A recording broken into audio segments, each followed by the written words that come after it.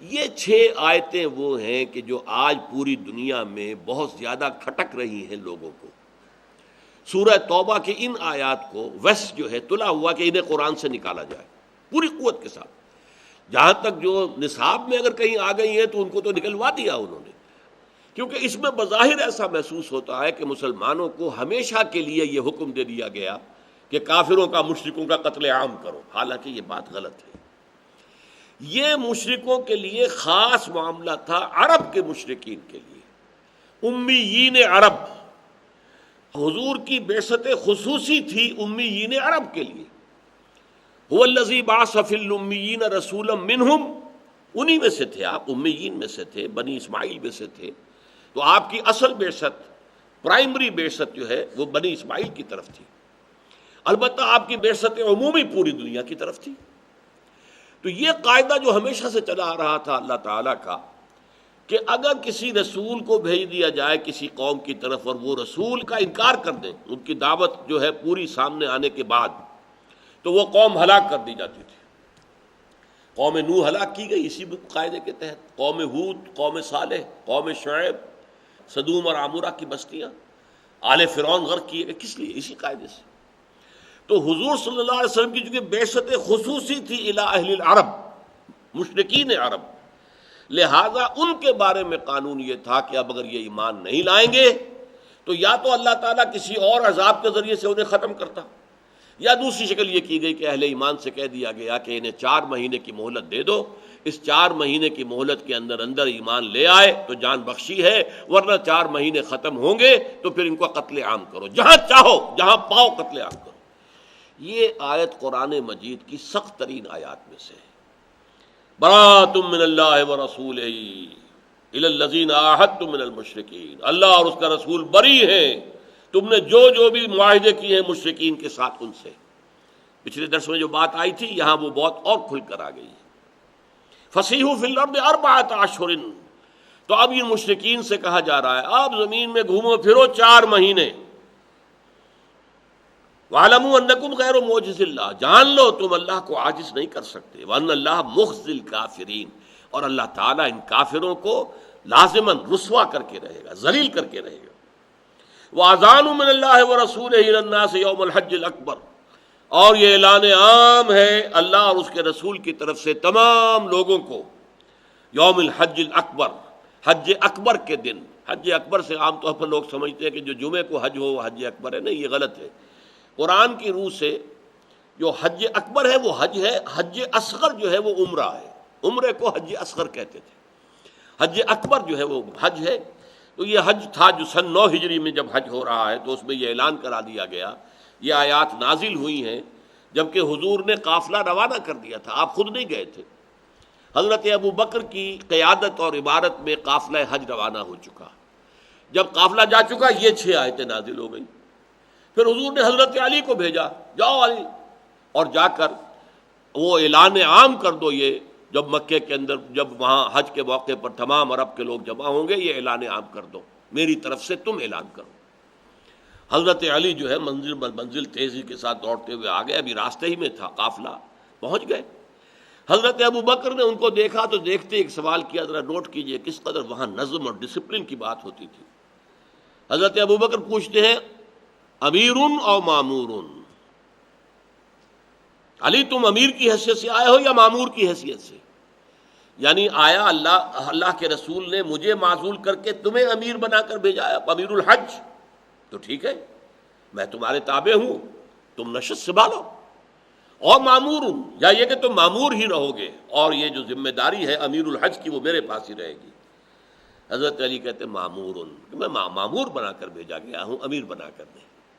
لیکن چونکہ اہل عرب کا اصول یہ تھا کہ کسی بڑے شخص کی طرف سے کوئی اعلان عام ہو تو اس کا قریبی عزیز ہی کر سکتا ہے، لہذا وہ حج کے مجمع میں یہ آیات جو ہے یہ پڑھ کر سنائی ہیں حضرت علی نے رضی اللہ تعالی عنہ۔ وَأَذَانٌ مِّنَ اللَّهِ وَرَسُولِهِ إِلَى النَّاسِ يَوْمَ الْحَجِّ الْأَكْبَرِ أَنَّ اللَّهَ بَرِيءٌ مِّنَ الْمُشْرِكِينَ، اللہ تمام مشرکوں سے بری ہے، اللہ کا کوئی عہد کوئی معاہدہ نہیں ہے۔ وَرَسُولُهُ، اور اس کے رسول بھی۔ فَإِن تُبْتُمْ فَهُوَ خَيْرٌ لَكُمْ، اب اگر تم باز آ جاؤ، توبہ کر لو، ایمان لے آؤ تو تمہارے لیے خیر اسی میں ہے۔ وَإِن تَوَلَّيْتُمْ، اور اگر تم منہ موڑو گے، فَاعْلَمُوا أَنَّكُمْ غَيْرُ مُعْجِزِ اللَّهِ، تو جان لو تم اللہ کو عاجز نہیں کر سکتے۔ وَبَشِّرِ الَّذِينَ كَفَرُوا بِعَذَابٍ أَلِيمٍ، اور اے نبی ان لوگوں کو جنہوں نے کفر کی روش اختیار کی ہے دردناک عذاب کی خوشخبری دے دیجیے۔ إِلَّا الَّذِينَ عَاهَدتُّم مِّنَ الْمُشْرِكِينَ ثُمَّ لَمْ يَنقُصُوكُمْ شَيْئًا وَلَمْ يُظَاهِرُوا عَلَيْكُمْ أَحَدًا فَأَتِمُّوا إِلَيْهِمْ عَهْدَهُمْ إِلَىٰ مُدَّتِهِمْ، سوائے ان کے جن سے مشرکین میں سے تم نے عہد کیا تھا، پھر انہوں نے کوئی کمی نہیں کی ہے تمہارے عہد میں، اور نہ تمہارے خلاف کسی کی مدد کی ہے، کسی اور کا ساتھ دیا ہے، تو پوری کر دو ان کی مدت عہد ان کے لیے۔ اگر وہ 5 سال کا ہے تو ٹھیک ہے، 2 سال کا ہے تو ٹھیک ہے، جس کے ساتھ معاہدہ ہے موقت وقت کا تعین ہے اور انہوں نے کوئی خلاف ورزی نہیں کی ہے تو وہ معاہدہ پورا کیا جائے گا۔ ان اللہ یحب المتقین، اللہ تعالیٰ متقیوں ہی کو پسند کرتا ہے۔ بہرحال جن کے ساتھ غیر موقت تھا وہ 4 مہینے دے دیے گئے، یہ نہ ہو کہ اچانک کہہ دیں کہ ہمارا سارا معاملہ تم نے تلپٹ کر دیا۔ 4 months 4 مہینے کی مہلت ہے۔ لیکن اس کے بعد جو یہ سخت ترین آیت ہے قرآن کی، جس پر کہ خون کھولتا ہے پوری دنیا کا، فَإِذَا انسَلَخَ الْأَشْهُرُ الْحُرُمُ، جب یہ اشہر حرم ختم ہو جائیں گے، یعنی یہ 4 مہینے جو مہلت دی گئی ہے، فَاقْتُلُوا الْمُشْرِكِينَ حَيْثُ وَجَدتُّمُوهُمْ، تو قتل کرو ان مشرکوں کو جہاں بھی تم پاؤ، وَخُذُوهُمْ، انہیں پکڑو، وَاحْصُرُوهُمْ، ان کا گھیراؤ کرو، وَاقْعُدُوا لَهُمْ، اور ان کے لیے بیٹھو، کل مرصد، ہر جگہ گھات لگا کر بیٹھو انہیں پکڑ کر اور مارنے کے لیے۔ فَإِن تَابُوا، پھر اگر وہ توبہ کریں، وَأَقَامُوا الصَّلَاةَ، نماز قائم کریں، وَآتَوُا الزَّكَاةَ، اور زکوٰۃ ادا کریں، فَخَلُّوا سَبِيلَهُمْ، تو پھر ان کا راستہ چھوڑ دو، پھر وہ تمہارے ساتھ مسلمان ہیں، برابر کے شریک ہیں، اسلامی ریاست کے شہری ہیں۔ ان اللہ غفور الرحیم، اللہ تعالیٰ غفور الرحیم ہے۔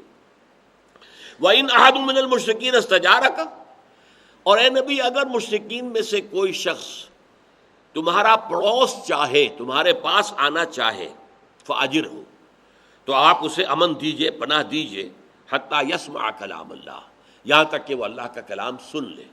یعنی جب یہ وارننگ دے دی گئی تو ظاہر بات ہے بہت سے لوگ ابھی تک انہوں نے پرواہ نہیں کی ہوگی کہ سوچیں محمد کیا کہہ رہے ہیں کیا نہیں کہہ رہے ہیں، لیکن جب اب یہ چیلنج آ گیا، now you have only 4 months to decide this way or that way، تو اب ان میں سے کچھ لوگ چاہیں گے کہ آ کے سمجھے تو صحیح بات کیا ہے، آپ کیا بات بنوانا چاہتے ہیں، آپ کا دین کیا ہے۔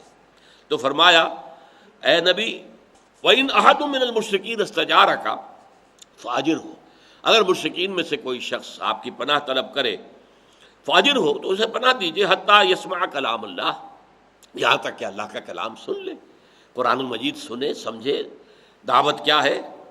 ثُمَّ أَبْلِغْهُ مَأْمَنَهُ، پھر اسے اس کی امن کی جگہ تک پہنچا دو۔ یہ نہیں کہ کہو بس سن لیا تم نے اب طے کرو، نہیں ایمان لاتے تو ابھی گردن اڑاتے، نہیں، پھر اسے اس کی امن کی جگہ پہنچا دو۔ جس قبیلے سے وہ چل کر آیا تھا، آپ نے امان دی، آپ کے پاس ٹھہرا، آپ نے دین کی دعوت پیش کر دی، اب اسے فیصلہ کرنے کے اندر آزاد چھوڑ دو اور اسے واپس جانے دو۔ ابلغہ مأمنہ، اور اسے اپنے امن کی جگہ تک پہنچا دو۔ ذالک بأنہم قوم لا یعلمون، یہ اس لیے کہ یہ لوگ جانتے نہیں ہیں، ان کے ساتھ یہ رعایت کیجیے۔ یہ آیات ہیں قرآن مجید کی سخت ترین آیات، اور ان سورہ توبہ کی کے آغاز میں آیت بسم اللہ نہیں ہے۔ 114 صورتوں میں سے صرف ایک صورت یہ ہے جو مصحف کے اندر آپ کو لکھی ملے گی، اس میں آیت بسم اللہ شروع میں نہیں ہے۔ اس میں بہت سی آراء ہیں، اس لیے کہ اس کے بارے میں حضرت علی کا قول یہ ہے کہ یہ صورت تو تلوار ہاتھ میں لے کر نازل ہوئی ہے، اس میں اللہ تعالیٰ کے رحمان اور رحیم کے نام جو ہے اس کی بجائے اس کی مناسبت جو ہے اللہ کا انتقام، اللہ کا غضب جو ہے وہ چونکہ نمایاں ہے، اس لیے اس صورت سے پہلے آیت بسم اللہ نہیں لکھی جاتی۔ لیکن پھر وہی بات نوٹ کر لیجئے، یہ ایک خاص حالات کے اندر یہ آیت تھی، یہ مستقل نہیں ہے، دائمی نہیں ہے، ہمیشہ کے لیے نہیں ہے۔ اس کی اپلیکیشن حضور کی حیات طیبہ ہی میں تھی اور ختم ہو چکی ہے۔ اس کے بعد ہمیشہ کا قاعدہ یہ ہے کہ مسلمان اگر طاقت میں ہیں اور وہ جاتے ہیں کسی ملک میں اور حملہ کرتے ہیں تو وہ 3 آفرز دیں گے۔ اگر تم ایمان لے آؤ ہمارے بھائی ہو، برابر کے ہو، ہم یہ بھی نہیں کہیں گے ہم سینئر ہیں تم جونیئر ہو، نہیں، یو آر ایکول ٹو اس، اخوانکم فی الدین، وہ تمہارے بھائی ہیں برابر کے۔ اور اس کی علامت کیا ہے؟ ایمان، نماز اور زکوٰۃ، 3 چیزیں کم سے کم۔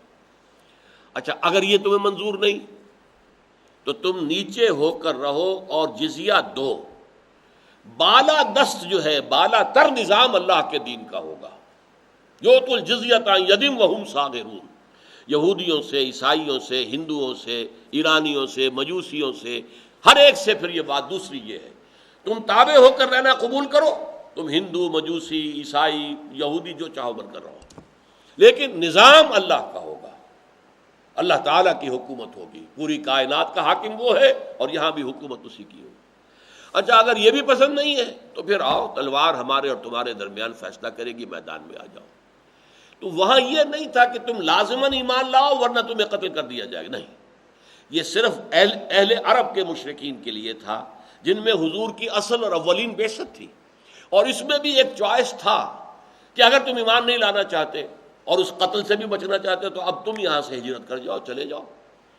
چنانچہ ابو جہل کا بیٹا اکرمہ، وہ بھی بہت سے لوگوں کے ساتھ اب ہجرت کرنے جا رہا تھا حبشہ کی طرف، اور راستے میں طوفان آ گیا، اور طوفان میں جتنے بھی مشرکین تھے سب نے اللہ کو پکارنا شروع کر دیا، کسی نے نہ لات کو پکارا، نہ عزا کو، نہ منات کو، نہ حبل کو۔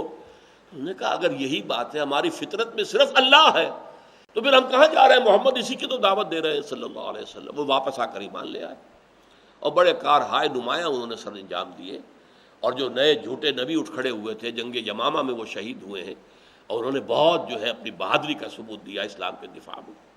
تو یہ آیتیں ایک خاص مخصوص پس منظر کی آیات ہیں، اس کو لوگوں تک واضح کرنا چاہیے۔ یہ دائمی نہیں ہے، ہمیشہ کے لیے نہیں ہے، یہ ابدی قانون نہیں ہے، یہ صرف مشرکین عرب کے لیے تھا جن پر محمد صلی اللہ علیہ وسلم کے ذریعے سے اتمام حجت آخری درجے میں ہو چکی تھی۔